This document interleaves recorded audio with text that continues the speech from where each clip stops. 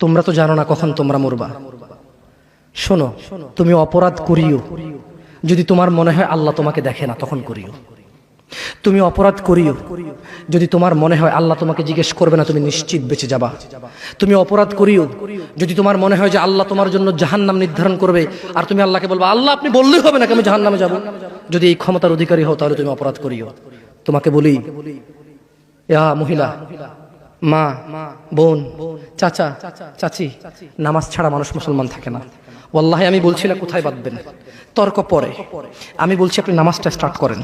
প্রাপ্তবয়স্ক কোনো ব্যক্তি, সে হোক নারী বা পুরুষ, যেই হোক না কেন, ইচ্ছা করে যে এক ওয়াক্ত নামাজ ছেড়ে দিল, সে কাফের হয়ে গেল। ইচ্ছা করে কেউ যদি এক ওয়াক্ত নামাজ ছেড়ে দেয়, নামাজ পড়লাম না, মন চাইলো জোহরের নামাজ পড়লাম, মন চাইলো আসরের নামাজ পড়লাম না, এই ব্যক্তি আর মুসলমানের খাতায় নাম নাই।